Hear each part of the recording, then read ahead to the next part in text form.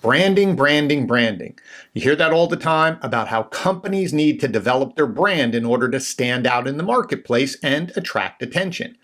But have you ever thought why you, as a leader, need to develop your own personal brand in order to help your company? Well, if you don't know how to do that, we're going to solve that in today's episode with the help of personal branding expert Elyse Archer. So let's get going.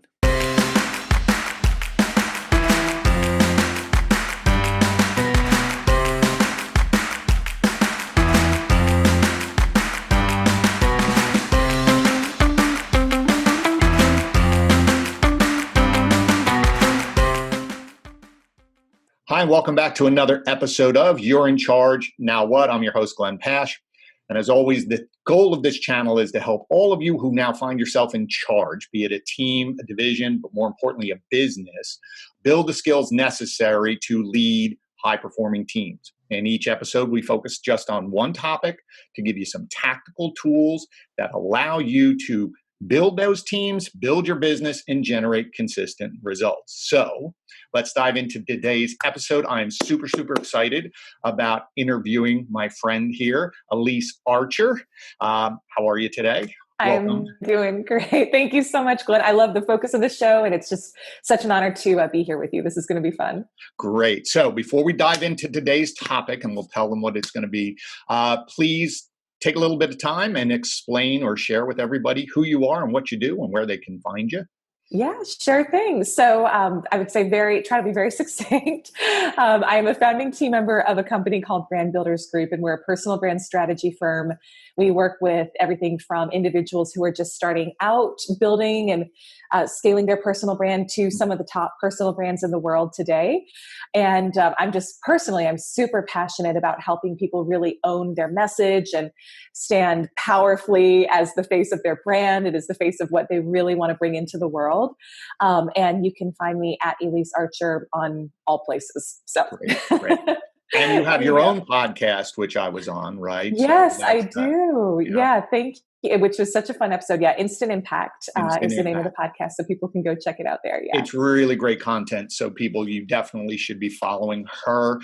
So to just keep everything transparent and above board here, how we met is we, as a company, actually hired her company, Brand Builder, to help us with a rebranding, refocusing of our strategy and helping to refine that personal brand, for me out there and how that helped the company, and then being able to put someone else behind me and work on her brand to impact the company as well. So that's what we want to talk about today. So Elyse, what the goal of this episode is those individuals who are leading, as I said, so they're in charge of a business or they're off on a new venture for themselves.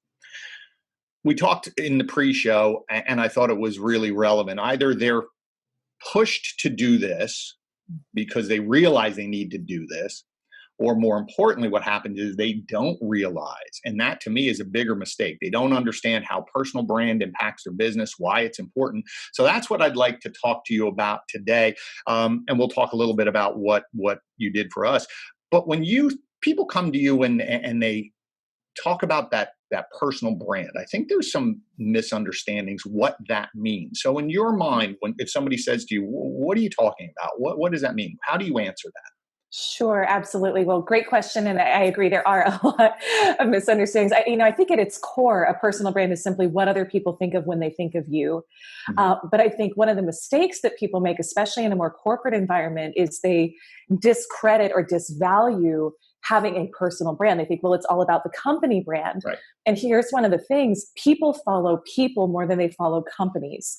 Correct. So if you think about some of the most, I would say, successful companies out there, think about the Ramsey organization, Dave Ramsey, the face of the company, him being known, him being seen, him being trusted by millions of people across the world is what drives the growth of that company. Think about in the marketing world, VaynerMedia, Gary Vaynerchuk. And so I think this is one of the big opportunities I know your listeners are probably both corporate and some are also running their own businesses. Either way, you need to, for the most part, not always, there are certain situations where it's not to your advantage to develop a personal brand, but in a lot of situations, it is very helpful to the growth of the company for there to be a face of the company that's speaking, writing books, seen, known, and heard. Right. So, when somebody sits down with you and says, okay, I need to develop this brand, or they're not sure that maybe they should be the face of the company, right? And they say, oh, well, that's good for Dave Ramsey. That's good for Gary Vaynerchuk, or because I think they see the end of it, right? They see that end result and they think, well, I could never be a Dave Ramsey. I can't do what that this guy Vaynerchuk does, or, even people for our company, they say, they see my brother and I, and we're always out there. They said, I could never do that. I'm just a X, whatever business you're in. But so how do you start? How do you start? I mean, we went through a couple exercises with you, the brand DNA helix and Sheehan's wall and all of these. But how do you guys, so again, if somebody's sitting here, what's the first thing I need to do? What would you say the first thing if someone starts on this journey, what do they need to do? Yeah. Well, I would say there's a couple different things. One is, the first thing is to know, when you look at people who are farther along their path, that it takes time and it takes a while. And I was actually watching an episode of Tea with Gary Vee a couple of weeks ago, which he's been doing over at the time we're recording this over quarantine. And what he shared, I thought was so helpful, was that for the first 5 or so years of him building his brand, there were 5 to 7 people watching his live videos. Right. And the challenge is most people give up before they ever get there. So I think the first thing is just to know you're doing something that's going to be, it takes time. So most people don't see the behind the scenes of what actually needs to happen at the beginning. So if you're starting at the beginning, the first thing that I would do is say, you've got to get clear on the problem that you solve for the world. And this is another misconception about personal brands, is we think, well, it's my personal brand, so it's about me. It's actually not. The best personal brands, the ones, especially in a business environment, are ones that are very clear on solving a specific problem for the world. At the end of the day, people buy solutions to problems. Right. And so when you think about, I'll kind of use that example again, Dave Ramsey, problem of debt, right? When I'm struggling with debt and I say to my friend, hey, I confidentially, we're in a lot of debt right now, we're struggling. They will most likely say, hey, you should go follow Dave Ramsey, you should read Financial Peace University, et cetera. So the first step is to get clear on the problem you solve for the world. And this is something some of the best brands do, is they become an ambassador of that problem. Another example is, if your listeners know Brene Brown, and she's built a massive brand around the problem of shame.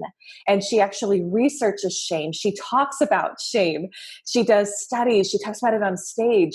And once you're clear on that problem you solve, then you end up, what you want to do is become an ambassador of it, talk about it as much in your marketing as you talk about your solution, because that's what people connect with. That's what they're buying. They know, yes, I have this problem. Hey, if you've got the solution, I'm willing to follow or listen to you. That's a great point, because people want to look for quote unquote experts or someone who can provide a solution. But if you constantly are just beating somebody over with, hey, look what I do, that's a turnoff, versus, as you're saying, is getting very clear on what you solve. What's the point? What's the because then you can build the message, right? When you worked with our company, that was one of the first things you asked us was, what's very specifically, what's the problem you solve?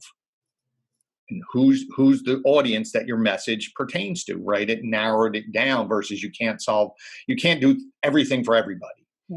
And I think that's a big misconception when people are thinking about that. I like that ambassador. I remember I was looking through my notes from our session, and I remember you saying that people want to connect with you as a person. You want to connect with them about this problem, and then you can move to, here's what I can do. And I think a lot of people dive into how I can solve it versus being the ambassador of, let's bring this problem out because a lot more people have it, and discuss that. So then I guess we sort of teed into that. Then once you have that, do we identify our target audience who has this problem? Do we work on our messaging, or does it go hand in hand? How do we move through these building blocks?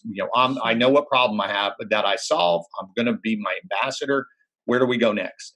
Sure, sure. So I think probably the most useful thing would be to go through some of the questions that we ask next, typically when we work with a client, which is part of, you mentioned it already, what we call the brand DNA helix. Mm-hmm. And the goal here is to uncover what your uniqueness is.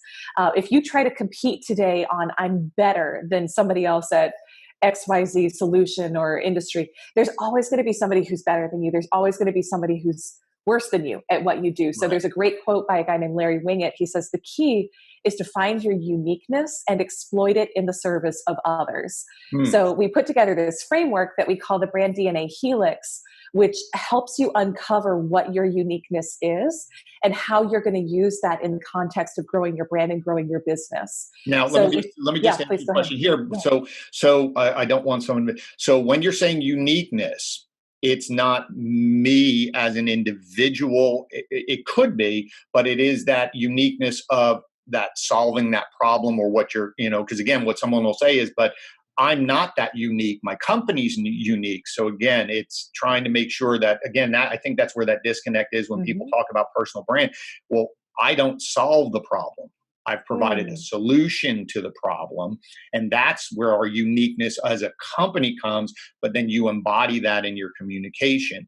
I just want to make sure that people don't get, again, it's all about them versus building this. You're that, as I said, the ambassador, and I think the visual connection of this problem and the solution. You may not be the solution yourself, the team is, right? So again, great distinction. And it can be different too when let's say that you're becoming the face of a company that maybe it's not yours, or you didn't start it. And often I think what we're really looking for, the sweet spot, is when there is an alignment between your own personal stance on how to solve a problem and the way the company itself solves the problem. So the uniqueness of your brand often ends up being a unique way of solving the problem, a unique way of looking at the problem, and it can incorporate elements of your background, how you do things. But if it's somebody who's just stepped into a new leadership role, then it's really going to be, I think, hopefully their personal background is in alignment with the company, and we're looking for what's a uniqueness that encompasses them and the company together as well. If that makes sense. So yes, so the first question in the brand DNA helix is, what problem do you solve? And so usually this whole process, and you experienced it too, Glenn, it looks like a lot of brainstorming. You're not going to have all the right answers right away. We do big white sticky notes up on walls, and we just brain dump like every single thing that every single problem you could solve for the world. And then there's a balancing question to that, though, which is the second question, which is, what are you passionate about? Because at the end of the day, you could solve a lot of different problems, but if you're not passionate about it, then it's going to be frustrating to build a brand or a reputation around it. So think about things like, if you were going to lock yourself in a room and write a book for the next 6 months, what could you talk about forever and not get tired of? And passion can be positive or negative too. Some people get really positively lit up about stuff, or maybe there's something that just ticks you off and you want to solve this problem for the world. That can be passion too. So with those first two questions, the problem you solve and what you're passionate about, what we're looking for there is, what do you want the message of the brand to be about? What's kind of the alignment and what you want the message of the brand to be about? The second set of questions is really about, what are you positioned for it to be? What are you well positioned for your message to be? And we look at two different things. And now these are often about the individual that we're doing the work with. But the first thing is looking at, what have you researched? What have you studied? So you can think about, what degree do you have? What certifications do you have? What do you read about a lot? That's going to be more of the book smarts. But the balancing question to that is, well, what do you actually have results in? Because I think this is a big one, especially for personal brands. And you see this, unfortunately, a lot in the internet marketing space. Is there's so many people out there who are trying to convince you that they can help make you an online millionaire. And Right. you look at their video and you're like, I know that Lamborghini isn't yours. And I know that you're recording that in the basement of your mom's house. Right. And so we really believe in building a brand from a place of integrity, Right. where you have gotten results in the area where you're helping somebody. And so that can be things like, what challenges have you overcome? What's your superpower? What do you do really well that other people think is hard that you just figure everyone can do that? Right. It could be results you've gotten for your clients or in your own life. And those two questions help form your positioning in the space. And from there, we go on to create your bio and your positioning. But it's also, it helps inform, okay, what are you qualified for your personal brand to be about? I think what I want to, there's a lot to really digest there. So I want to really pull out a couple things for the listeners here, as we always talk about little tools for the toolbox. I thought one is that alignment. I thought that's a really great one that a lot of people don't think about, but that brain dump. I think it's really important that for those of you who are now in charge and you're sitting here trying to figure this out, is you don't edit yourself. I remember going through that, and you just said for the next whatever time period it was, 10 minutes, 15 minutes, just spew them all out, everything, so there was no editing ahead of time trying to find the perfect one. It was, let's put it all, and that literally was, let's put it all up on the wall. Yeah. Let's take a break, go get a cup of coffee, come back. And I think what's important in this is the balancing questions. I think people have to understand, because you're looking at two sides of this. You're saying, okay, now I put everything up there. There's a couple things that you can say is, what do I take off? And I think taking things away is just as important, because either you can look at it and say, well, what could my competitors say? Or what could people in the space, am I really good at that? Right? Just because I think I can do it, and I think your point about passion, I think passion comes two ways. Sometimes passion's pushing you, but you haven't thought out, is this really a good solution? Should I be doing this? But I really think it's a great idea. And I think that's why some people will say, don't build your business on what you're passionate about, because I think you've started on the wrong end of the passion, versus looking at that list of and taking things away that you go, and I like that. What could I see myself doing for the next 10 years and be excited about? All of a sudden, it's, if you see one of those movies where all of a sudden the words disappear and then something comes out, then I think you're down to a couple that you can start now. To your point is, now we start going, okay, what do we have results in? What can we prove? What if I'm that ambassador, am I a credible ambassador about, like, which one of those things up there am I a credible ambassador for, and go that way. And so I love that idea of always balancing, not editing, but then using the balancing side to be critically thinking to strip away. And I'm not sure a lot of people do that. I think they all just go in a room and say, we got to find the right answer today. And I love that process. I love that process that you did, because you guided us without forcing it. And, all of a sudden we said, wait, and it wasn't what we thought. Yeah. That was the other thing. We ended up in a place close, but not exactly. It was like neighbors, but probably about 4 houses down from where we thought we were going to go live. And we're over here. And that was really exciting. So, so then in these balancing, in these pulling them away, and as you said, you're building your bio and now you're focusing on it. How does someone then build the structure? Do you now look at what they've currently, do you go back and say, okay, let's look at what is already in place and start replacing?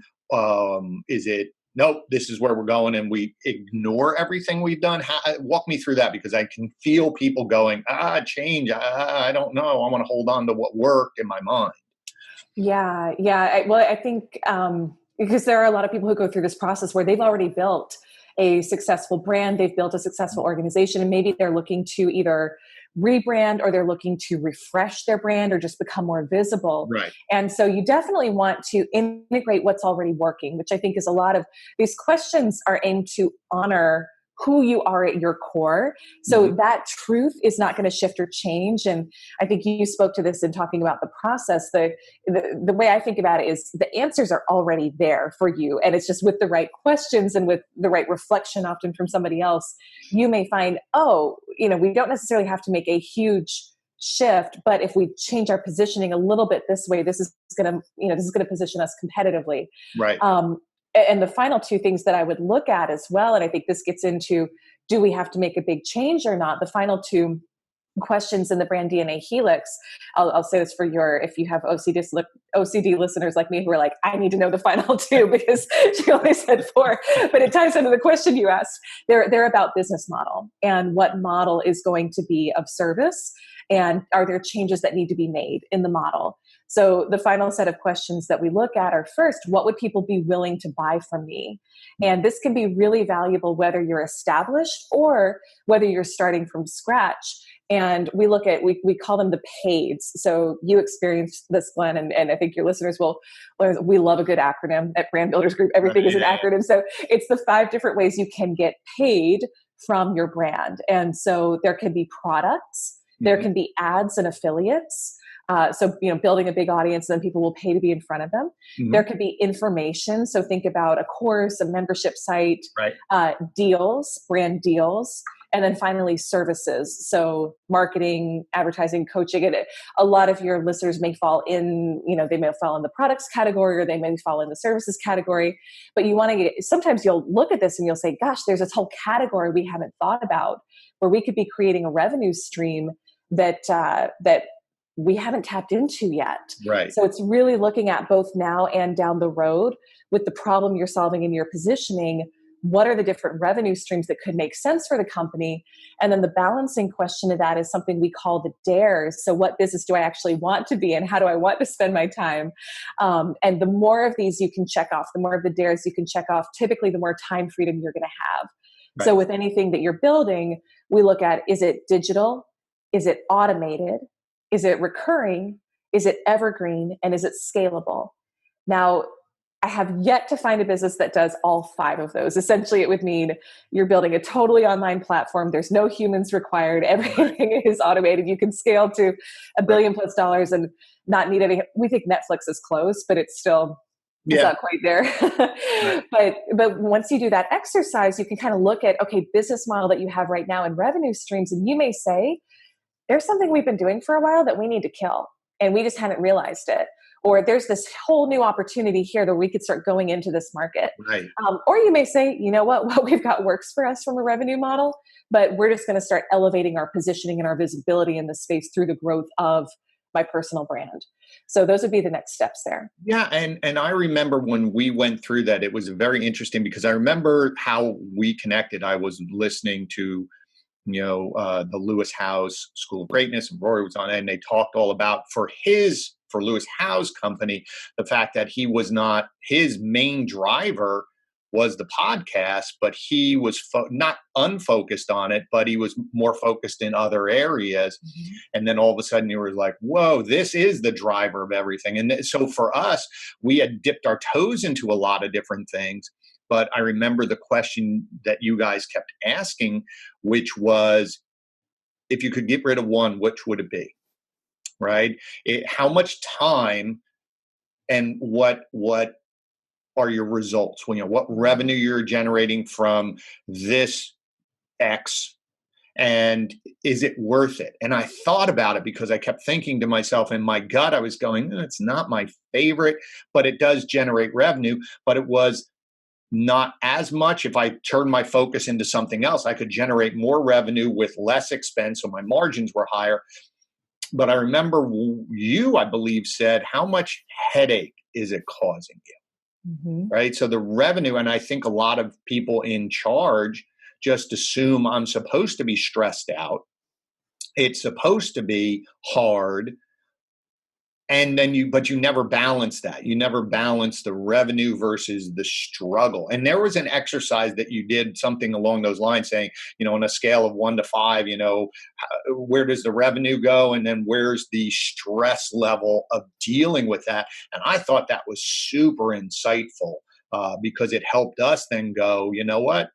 we'll wind that down because we will let it go, but we're going to build up these other ones. And I thought that was really important to see.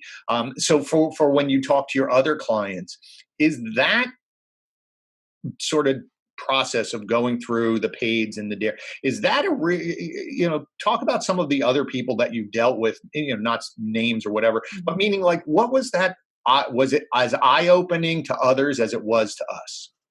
Yeah, great question. I would say for somebody who is more established in their business, it is typically as eye-opening for them as it is for Right. you, because what happens is over time, as you grow and as you become more successful, you have all these other opportunities show up. Like your example of Lewis, how you first connected with us, he had reached a point with his personal brand where, because he is who he is, he had so many opportunities coming to him for Right. speaking, for brand endorsements, for masterminds and coaching programs. And there's this, it becomes almost tantalizing to say yes to everything. Right. And then one day you wake up and you're like, where am I spending my time? But Right. to your point, most people don't stop to evaluate it. And that's why there's so much value in taking a step away. And whether it's getting the team, together for a day, like for a retreat, or you just go away as the leader for a weekend and you really look at all the revenue streams Right. in your business, and you're willing to look at what's the stress level versus we also look at long-term potential of Right. it. So it's like, how much revenue has it made? What's the stress level? What's the long-term potential of it? And be willing to put everything on the chopping block. You may find, and our clients often find, that there's something they've been spending a lot of time on that's just not worth it. Right. And then one of the next steps that we'll often do after that is, once you have that clarity, making what we call the yes and the no list. So once you're clear on, this is how I want to spend my time, this is what's going to be worth it from a revenue and a stress standpoint, it's saying, okay, for moving forward, for me to move into this next level of the business and the revenue and the impact that I have a vision of, what are the types of things that are going to be a heck yeah for me? Yep. And what are the types of things that are just going to be a no?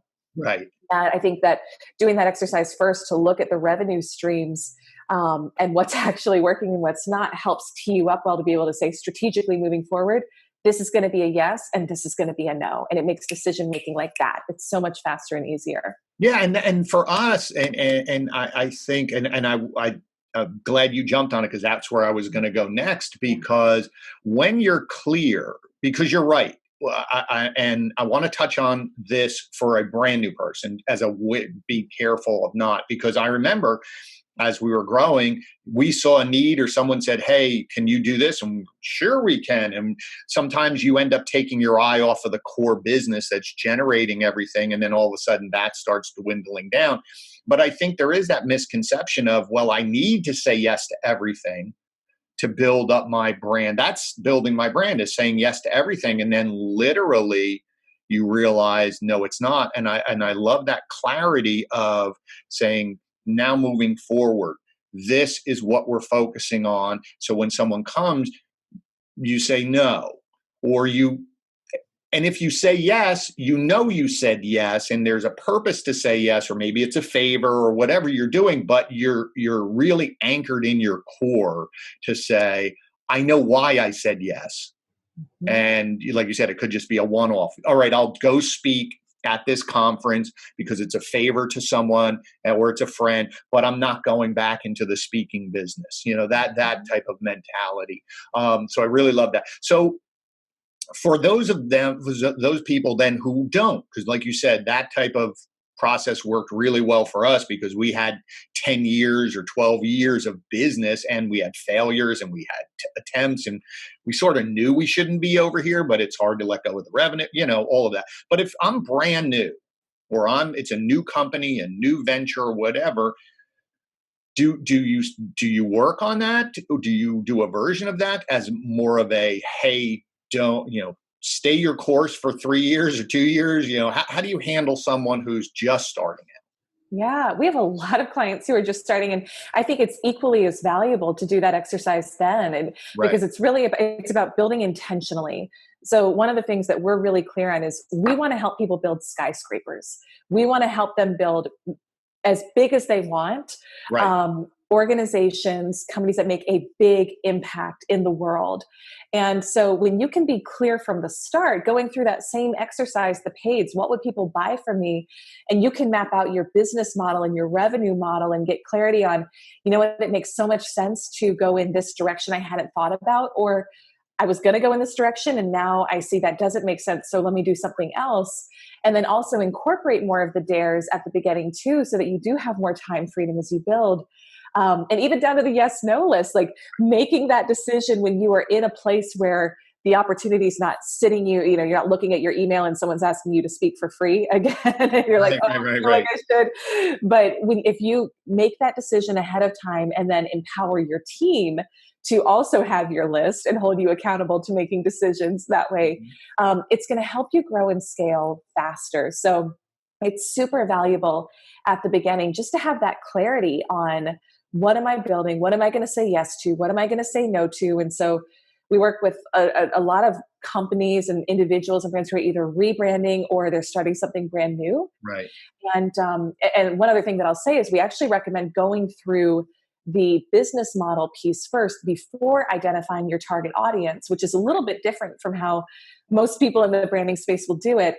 The reason being, depending on what you come up with, if you're selling a $100,000 marketing package, that's going to be a different target audience than if you're selling a $99 a month membership, online membership. And so getting clear on that first, and how do you want to make money and what's going to be the most sustainable and enjoyable way to make money as well, will then help inform, okay, who are we marketing to as the audience here?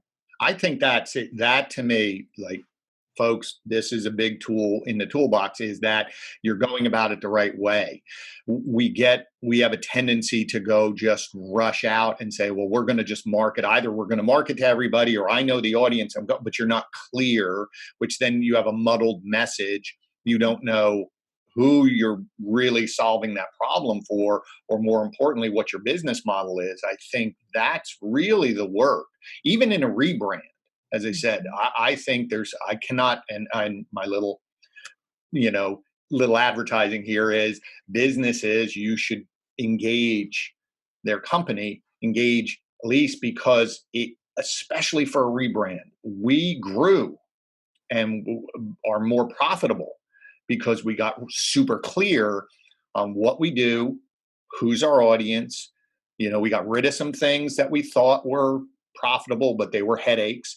Time sucks, really. Just, when you all of a sudden, when it goes away, you just go, oh, I didn't realize I spent that much time on that, because it was just in your day.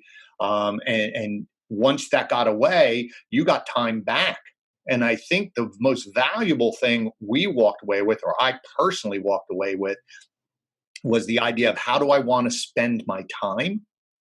What should I be spending my time on? And then surrounding me with people that do other things, instead of me having to micromanage them or work on projects that aren't never really going to generate what we want. It didn't help build, like you said, it wasn't helping build the skyscraper. So I think that, to me, and for any company going through a rebrand or someone new, is really walking away with the idea of, this is what I should be doing, and this is why I'm doing it. Then I think the marketing becomes easier, because you're super clear on what you do, what you solve, how you do it. The marketing almost writes itself in a weird way, because you're really clear on what it is you do. And then it goes back, I think, full circle to, then it's easier to be the ambassador, because everything's aligned, because you've done the work, you've done that work. So it's easy to stand in front of someone and just go, here's what it is. Let's do this. Or if they don't, it's not a blow to your ego. It's like, okay, next, I'm going to go find somebody else who wants to do it. So I love that sense of time. So a couple more questions. So with rebrands, for the people that you talk to that don't want to do it, what are some of the what are some of the, not to say excuses, but reasons? Like, what are they saying? Why not? Like, why not? Is it now? Just, I can't do it now. I want to. They don't understand. What do you think the biggest thing is uh, to those people that say, no, I don't think so? Well, why? Yeah. Well, it's probably every reason you hear from customers of why they don't want to take action, whether it's no money, no time, et cetera. Right. And at the end of the day, it just comes down to they don't see the vision enough of it, right? It's like we always find money and time for the things that are valuable enough to us. Yes. And I would say, look, there are certain circumstances where it doesn't make a lot of sense to necessarily put a lot of time and energy into this. If you are, if you want to exit in the next several years, it doesn't necessarily make a lot of sense to have the company tied to your personal brand for the most part. And it's like, I think there are certain seasons in a business where it makes a lot of sense. Typically, there's a tipping point where you would be looking at doing a rebrand, which is when you've got, we look at the branding process as 4 phases. So maybe I'll just kind of tee it up this way. The first phase is getting clear on what is your brand all about, which is what you and I have been talking about today. Right. Then the second phase is what we call brand creation, which is actually like really building that out and bringing that to life online through your social media, through your, maybe through a keynote, through a book, kind of like the first phase is getting the blueprint for the house, and the second phase is framing and building the house. Right. The third phase is monetization and optimization. So you've built this amazing house. Now it's time to move in. So you are, this is where you've got your brand. You're probably doing a big brand launch. Now it's time to look at how can we get as much traffic as possible, media, attention, eyeballs, and just continue to grow and scale. And then phase 4 for us, the final phase, is we call it brand maximization or 8-figure entrepreneur. It's really taking your personal brand and scaling it into a bigger business. This can be team, systems, operations, exit strategy. Usually if somebody's going to do a total rebrand, it would happen at the end of phase 4. You've kind of reached a point of maybe saturation with what you're doing, or what you're doing isn't working as well as it used to, and it's time to rebrand. So that's really a good time to do it. It can happen throughout the whole process in different ways. Right. But that's usually when I would say this is a great time to be looking at doing it. That's a lot of clients come to us too when they've reached a certain level of success, and they say, what I'm doing now is either no longer fulfilling to me, or we need to change something with our positioning. And then we actually go back to that beginning, which is phase 1. Okay, what's the new brand identification? Right. Yeah. I think that's important for businesses, because, and business leaders, people who are listening, is that there's fear of, changing ruins what I have. What I like is I think it's looking at it, or the way we looked at it, was a refinement. What we found is that we were still successful. And I think success hides a lot of flaws. I think success at times allows you to get comfortable, and you don't ask those questions, And so ever since we did that, the rebrand with you and the refocus, at the end of every year now, we sit down and we say, okay, let's look at what we're doing, what worked, what didn't work, do a mini version of this just to keep everything on track, to say, yep, this is still working, this is still good, what could we do better, what worked. I think for most companies, as you said, they're in probably phase 3, and it's good. But it's understanding there's another gear that can get you there. And that's where I think most people, at least for us, we were in 3, and we didn't know how to get to 4. We thought there was a 4. We thought maybe there's a 4 out there, or could there be? But then there was also the other part of your brain going, no, this is okay. This is good. I want that, but I don't know how to get, it's all right. And you start making excuses. And in reality, you start actually missing the launch for phase 4, and you sort of take the exit ramp, and either you go flat or you start slowly declining, and you don't see it until 2 years later. You go, whoa, what happened to us? Because you weren't asking those questions. So yeah, I think that, and what I love about your approach, and for everybody who's listening, I hope you're taking down tons of notes, is that it's very building block oriented, meaning it's not overwhelming conceptually. It's let's here's this, and it's bang, bang, bang, and let's ask these questions and let's look at it again. Where that was great for me and my team who we brought, because it appealed to a visual side of my brain. But again, I just think what you're talking about is so important. And that's why I wanted to bring you on, because I think a lot of times leaders get caught up in just putting their head down and working. And you don't take time to step back and go, am I even going in the right direction? Yeah. Well, Or, and to your point, one thing I'll just add real quick to your point about the annual review is you have to be doing that, right? All along the way, and you have to be willing to look at and reassess on an annual basis, even on a quarterly or a monthly basis. What are we doing that's working? What's not working? And one of the things that I look at personally, even with my own marketing and messaging and my own personal brand, is, does this still light me up the way that it used to? mm-hmm. And when something reaches the point where it's like, this is a drag, I'm not excited about it anymore, how can I expect other people to be excited about it? Right. So really being willing to ask those tough questions and then be open to, if there's a change that needs to be made, it's for a reason. Right. And there's something better waiting on the other side of it. I just have to be willing to sometimes create space for it and say, Mm-hmm. I'm not doing this anymore. I'm making a pivot. Yeah, I think that's a great way to sort of, as we're winding down here, is that thought of evolving, Mm-hmm. right? And when you evolve, things have to fall away, and you have to let things go so that you have space to see it. I think that's just a great image, is that you're clearing space to be open for something else to sort of be put on the shelf. So in your head or wherever it is, if everything's just so clogged up and it's so busy and I'm just busy, busy, busy all the time, crash, fall asleep, get up, busy, busy, busy. How can I actually slow down and see? And I think that to me is a key for leaders, is to build in that time to be able to reflect. I think the workaholics out there say, I never slow down. And I say, well, then you're going to burn out, because you have to recharge and you have to look at it, or else I could be running, as you said, 100 miles an hour, but I'm 100 miles an hour down the wrong road. That can be more damaging. So let me just ask you one final question that I ask everybody, and then we will get into where everybody can find you. And again, before I ask the final question, folks, again, if you love what you see here, just please subscribe and share it out. I think there's so much great information here for people. That's why I started this channel, is that I don't think a lot of people think about this. I don't think they know where to go look at this. I don't think they even know what questions to ask.